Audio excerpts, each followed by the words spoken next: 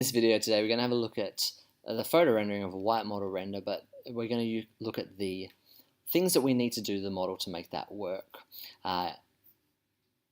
One of the things that we need to understand when we're talking about rendering is that rendering is a lot to do with light. So when we go into our photo rendering settings, we have the ability to choose where is the light coming from. And so with our render settings, the light can either be an internal light or an inbuilt light, a lamp or a material setting. So let's just have a quick look at each of those to understand how they work. Now I can't really show you the internal light, that's just here. Let's have a look at the lamps. If I go down to terrain for this particular model, this is where I've placed my lamp. The lamp's over here. This is our sun object. Now the sun object's a sort of a funny one because it doesn't really matter where we put it as long as it's on the page. As long as it's present, it will be doing its job. So when we look at this, we have the ability to turn the sun on, turn the sun off, or turn the lamp on, turn the lamp off. Now we have the ability to change the intensity here, and as you would have seen, we can also change the intensity of that light in the photo rendering settings. Shadow casting, what does that look like? Now we have to be aware of the complexity of what we're doing. So if we're using a 1% angle, we see that there is no what we'd call feathering of the shadow. It's a constant shadow, pretty much, which means it's casting a very hard shadow. So that's not quite real for what our sun does. Our sun is incredibly huge, and even though it looks relatively small in the sky, it means that it does cast a shadow because it's a lot bigger than any other object. We also, of course, have a lot more light bounce in reality than what we can achieve in ArchiCAD, and so this feathering is quite normal as well. Now, therefore, the more complex I change this up to 10, 1%, 5%, 10%, the longer that this will take to render, because effectively the more lamps it's casting to create those shadows. So I have to manage that, and I need to try to make that as real as I can, maybe if I'm after reality or realism, but I also want to make sure that it doesn't take forever. So we can also then change this here: transparency, density, fast, best quality. That's quite obvious. Now of course we can change the color.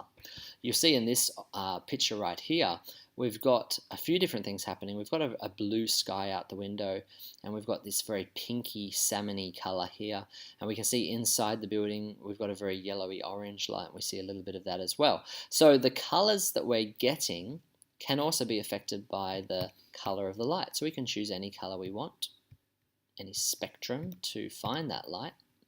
And like I've talked about in previous videos, other videos, we can use different types of lamps. We can also change the inbuilt light, and we can create HDMI images that give us light, and we can add light illumination and reflectance from other materials or surfaces to create that as well. Now, because it's yellow, it's a little bit hard to see. It doesn't really need to be yellow. We could change, in terms of our floor plan, yellowy green. We could change that to any color we wanted, just to make it more identifiable. That was a bit awkward.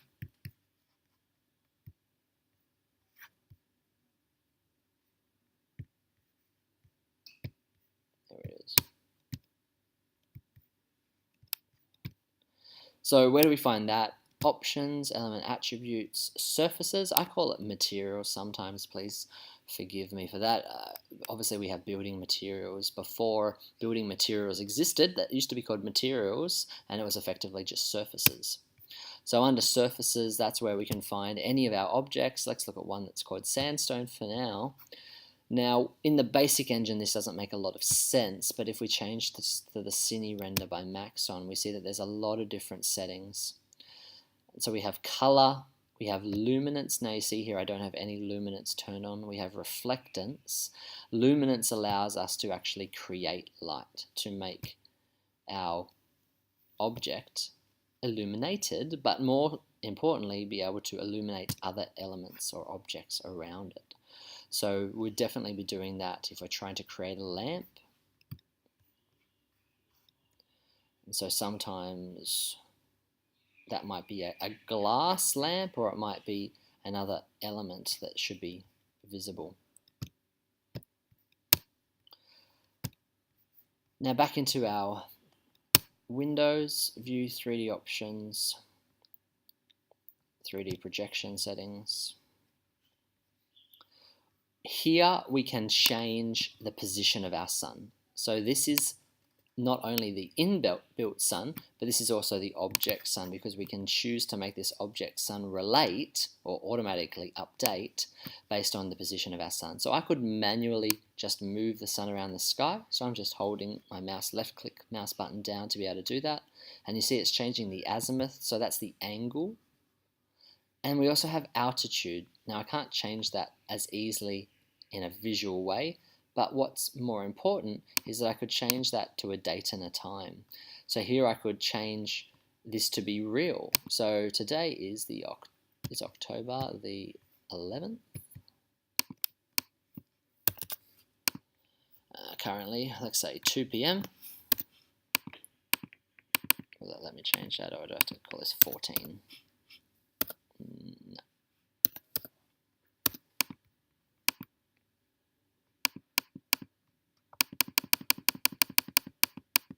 There we go. So now we see that this is set up in reality where that sun should be. Now the north point may not be correct on this, but we don't have to worry about that too much at the moment. And we also have here sunlight. Of course we'd need to be adding 1 hour daylight savings time in New South Wales, because that's what we have. And we can change the intensity of the sunlight, the contribution to ambient. What's ambient? Ambient, we'd call that as artificial lighting. How much light is in your model without having any lights turned on. And so of course we can have sunlight contributing to ambient, or we can have ambient light. Now just be very careful with ambient light. The more you have, the lighter your model will become, but also the more unrealistic your model will become. So generally ambient being very, very low is very good to have. Of course you saw that I had my inbuilt lights turned off for that reason, to avoid that ambient light. So there's a lot of settings that we can get into with how light works and how materials work, and they all tend to override each other. So it's up to you therefore to choose what works for you. Let's just go into that and just have a very quick play so you have a better understanding of what I'm talking about. So when we go back into photo render settings, and we're just going to use our preview window to do this, we can have our material, our surfaces turned off, our general lights turned off, and just have our sun on. Now let's increase that to 100%.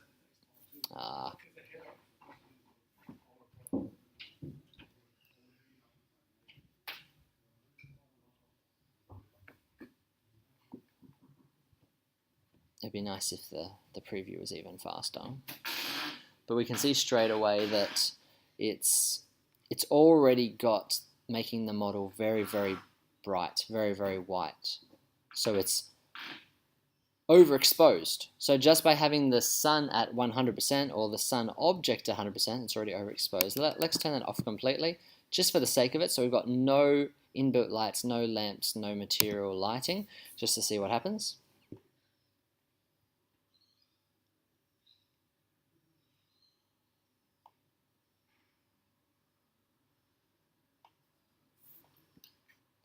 So it's taking a lot longer than it should, seeing there's no light. But the intention is, here we go, we can see that if your screen's really good, you can see that there's a black model with a grey background. So the point is that it's completely black. There is no light. Now, that seems like a really dumb thing to do, but I've actually had experiences with students in the past where their model has had light showing up, even though all of these has been turned off. So it's a good place as a starting point, as a baseline, if you like, just to make sure that you don't have random lights illuminating your building, because if you can't figure out why it's not working, there might be something else going on. So let's try to fix this. Let's experiment a bit. We're now just going to do the inbuilt lights to 100%, and we're going to quickly do that to see what happens.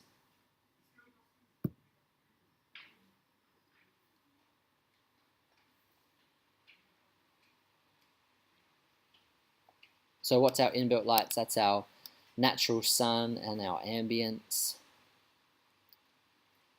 And so we see here that it's very dark. There is obviously that light. There is that ambient light and there is that sunlight. How can I tell the difference? It's hard to see because it's so small. We can see ambient light because there is light even in dark areas, but there's also direct sun because we see that the eaves are casting hard shadows. So that's good, but it's really not very deep. There's not a lot of depth of light, so that's really not what we want to do, and it's therefore not what I would want it to do. Let's just turn on materials. We'll make that to 100% and we'll leave everything else off. Now, I don't think I have a lot of materials that have a lot of illumination. We can already see what's happening. So there's a few models here, and I think a lot of it's to do with the glass. The glass, in my situation, has natural illumination, so we're creating some of that. Also this one here, which is a polycarb or a fabric. I think I put some illumination in that just so it was casting light down in terms of an alfresco sort of thing. So we see that that's quite interesting. In terms of a night render, that actually looks quite cool, but it's definitely not necessarily what we're trying to achieve in this case. So it's good, again, to know. It's good to know that we could just have that on, and we can see that just that little bit of natural material light is actually influencing the whole model. So just with playing with these settings, the surface materials, the lamps, and the inbuilt lights, we can use a combination of all those, or we could use some of them exclusively to model our render, or model the light for our render. So that's a little bit more about how photo rendering works in ArchiCAD, most importantly in CineRender, and how we get the lighting to be right. Now, we've been talking about this mostly for the purposes of creating a white model render, but later we're going to have a look at how to create a render that looks like a physical model. So rather than just making it all white or making it look like real materials, we're going to start to try to create some of our own surfaces, or what used to be called textures, to be able to create something that looks like a model.